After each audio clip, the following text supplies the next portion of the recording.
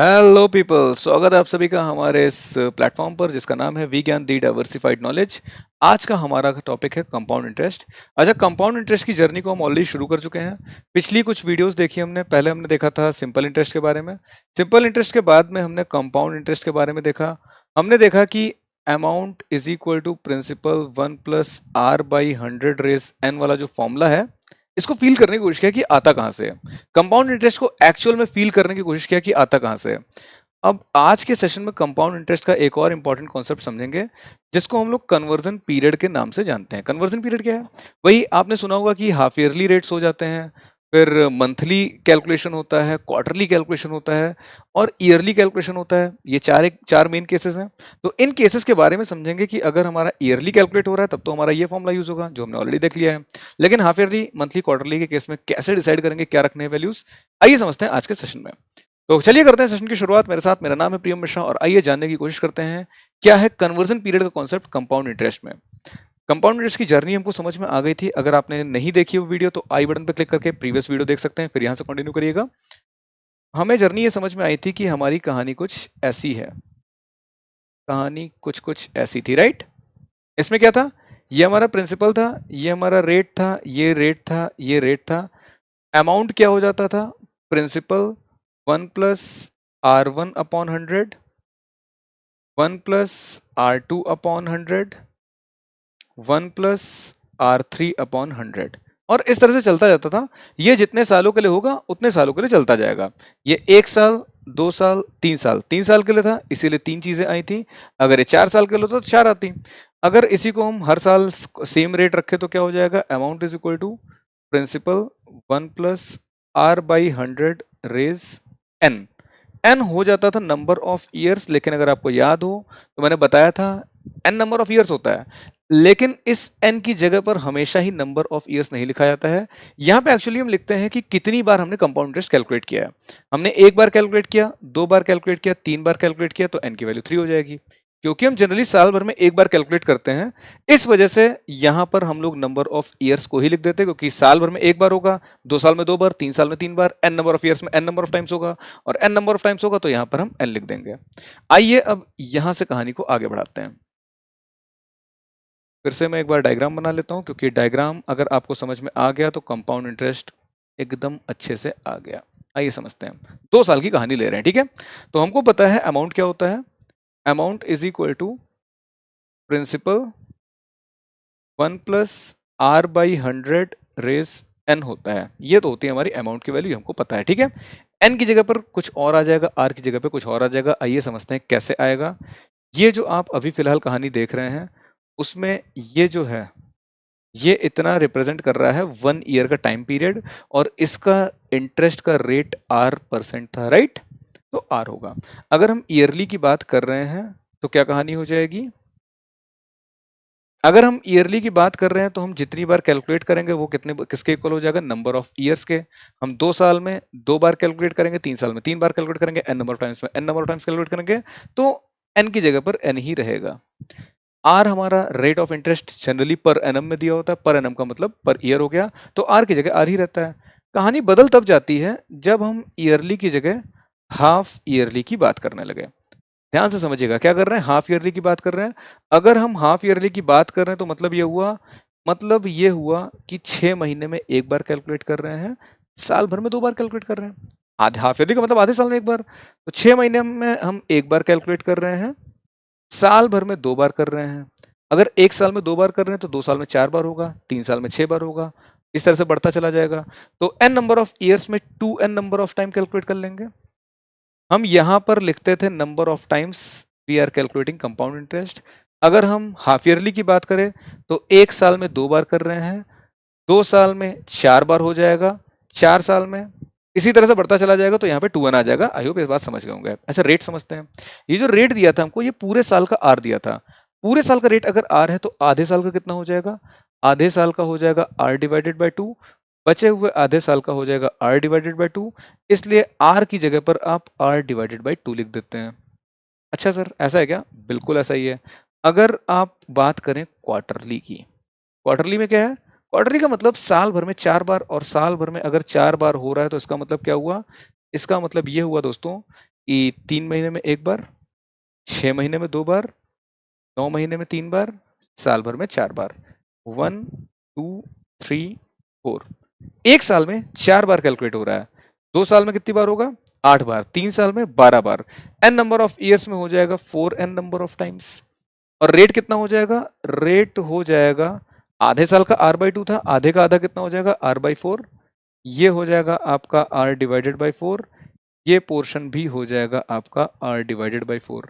Rate की जगह पर आप r डिवाइडेड बाई 4 लिख देंगे। अब आता है मंथली का केस। मंथली में सर कैसे करेंगे? मंथली का मतलब क्या हुआ? मंथली का मतलब महीने में 1 बार। अगर हम हर महीने कैलकुलेट कर रहे हैं तो महीने में 1 बार, 2 महीने में 2 बार, 3 महीने में 3 बार, 4 महीने में 4 बार, 5 महीने में 5 बार, 6 महीने में 6 बार, इस तरह से 12 महीने में 12 बार।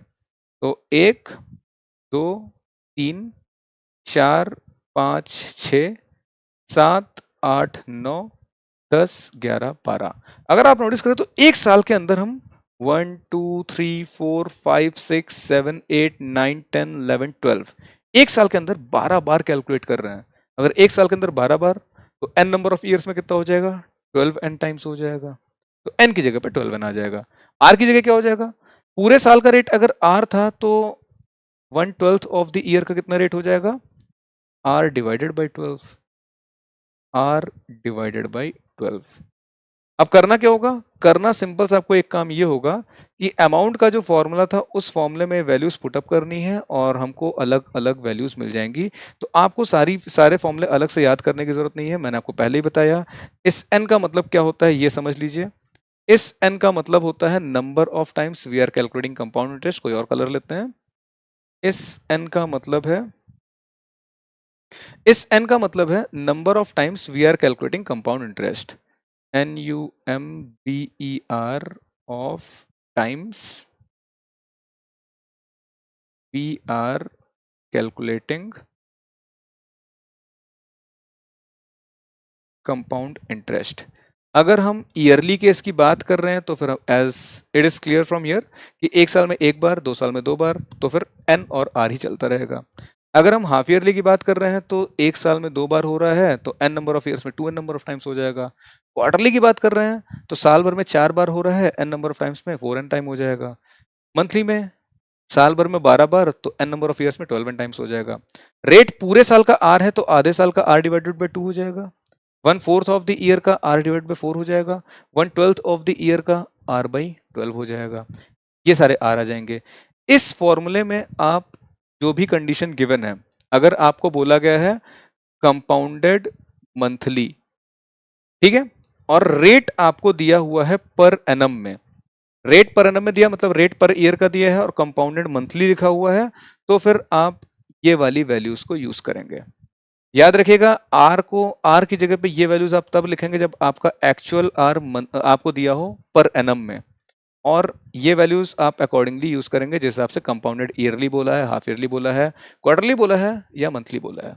आई होप ये कन्वर्जन पीरियड का कॉन्सेप्ट क्लियर हो गया। ये इस कॉन्सेप्ट को हम कहते हैं कॉन्सेप्ट ऑफ कन्वर्जन पीरियड, कि हम कितनी बार कैलकुलेशन कर रहे हैं। तो आई होप ये बात भी सबको समझ में आ गई होगी। अब इसी चीज से रिलेटेड एक और चीज आ जाती है, छोटा सा कॉन्सेप्ट है वो भी देख लेते हैं, फिर इस सीरीज को एंड करेंगे। तो क्या हो रहा है, अगर हम हर साल पैसा बढ़ा रहे हैं तो क्या हो रहा है, पहले साल मेरे पास 1000 रुपए था, 10% से अगर मैंने इसको बढ़ाया तो ये हो जाएगा 100 रुपीज का इंक्रीमेंट, और हमको पहले साल के एंड में कितना मिलेगा? 1100 मिलेगा। अगर इसको हम फर्दर 10% से बढ़ाएंगे तो कितना हो जाएगा? तो यहाँ पर 110 रुपये हो जाएगा, और पहले साल दूसरे साल के एंड पे हमको 1210 मिलेगा। इसी को हम फिर से 10% से बढ़ाएंगे तो हमारा 121 इंक्रीमेंट होगा और हमारा फाइनली मिल जाएगा 1331। अगर आप नोटिस करें यहाँ पे तो हो क्या रहा है, यहाँ पर क्या हो रहा है, सिंपल परसेंटेज का कॉन्सेप्ट लग रहा है, वही जो मैंने पहले भी बताया आपको प्रीवियस क्लासेस में। ये आपकी वैल्यू थी, इस वैल्यू का आपने परसेंटेज कैलकुलेट किया, ये वैल्यू आई, इस वैल्यू को ऐड कर दिया तो आपको फाइनली ये मिल गई। फिर इस वैल्यू का आपने इतने परसेंटेज कैलकुलेट किया, ये वैल्यू आई, ऐड किया, ये वैल्यू मिल गई। आप नोटिस करेंगे कि आपका पैसा ग्रो कर रहा है। क्या कर रहा है? आपके पैसे में ग्रोथ हो रही है, हर साल पैसा बढ़ता जा रहा है। इस चीज को बोलते हैं ग्रोथ। और ग्रोथ का फॉर्मूला आपने देखा ही है, क्या है? Amount is equal to principal 1 + r/100 raise n। ये ग्रोथ जो है, अगर हम किसी पॉपुलेशन की ग्रोथ की बात करें या किसी भी चीज़ की ग्रोथ की बात करते हैं, तो ग्रोथ का यही ट्रेंड पाया जाता है हर जगह। इसलिए अगर हमको किसी चीज़ की ग्रोथ कैलकुलेट करनी होगी, हमसे बोला जाएगा किसी शहर की पॉपुलेशन हर साल इतने परसेंट बढ़ती है, तो 10 साल बाद कितनी होगी, तो हम इसी कॉन्सेप्ट का ही यूज़ करेंगे, क्योंकि ग्रोथ का मतलब ही यही है। हमारा पैसा हर साल ग्रो कर रहा है, वैसे हमारी पॉपुलेशन हर साल ग्रो कर रही है, ऐसे ही चलता जाएगा। इसी तरह का एक कॉन्सेप्ट होता है डेप्रिसिएशन। अगर मैं एक मोबाइल फ़ोन खरीद के लाया 10,000 रुपए का, 1 साल इसको यूज़ किया मैंने, 1 साल बहुत अच्छे से यूज़ किया, साल भर बाद मेरा मन भर गया तो मैं दुकानदार के पास गया, कहा भैया ऐसा करिए, ये 10,000 रुपए मेरे वापस करिए और ये फ़ोन रख लीजिए। दुकानदार मुझसे कहेगा वो है जाने का रास्ता, तुरंत निकल लो यहाँ से, 2 सेकंड भी एक्स्ट्रा ना रुकना। क्यों? क्योंकि 10,000 में मैंने उससे खरीदा था फ़ोन। जब वापस करने जा रहे हैं तो पूरा 10,000 थोड़ी ना वापस करेगा, थोड़ा कम वापस करेगा। वो मुझसे बताया कि ऐसा ना भैया, पैसा हर साल डिक्रीज़ हो जाता है, वैल्यू डिक्रीज़ होती रहती है। तो 20% डिक्रीमेंट हो गया है, 20% डिक्रीमेंट हो गया है तो 20% ऑफ 10,000 हो गया आपका 2,000। तो 10,000 वैल्यू थी, 2,000 कम हो गई, तो अब आपके फ़ोन के एक्चुअल में आपको 8,000 रुपए ही मिलेंगे। मैंने कहा 8,000 में अपना इतना अच्छा फ़ोन तो नहीं दे रहा। 1 साल और चलाया, 1 साल और चलाने के बाद मैं फिर गया उसके पास, मैंने कहा ठीक है, अच्छा ऐसा करो, एक काम करो, मुझे 8,000 रुपए लाओ और मेरा फ़ोन रख लो। वो कहेगा भैया आपको फिर से उसी रास्ते से भगाया क्या? मैंने कहा अब क्या हुआ? उसने कहा 8,000 पिछले साल दे रहे थे, इस साल नहीं देंगे, इस साल अगर करना है तो 20% और कम कर दीजिए। एक्चुअल में डेप्रिसिएशन ज़्यादा होता है, लेकिन हम फिलहाल 20% का एग्जाम्पल ले रहे हैं। तो इस बार क्या होगा, 8,000 का फिर से 20% निकालेंगे तो हमको मिल जाएगा यहाँ से 1,600, और 8,000 में से 1,000 गए 7,000, 7 में 600 गए तो बचे 6,400।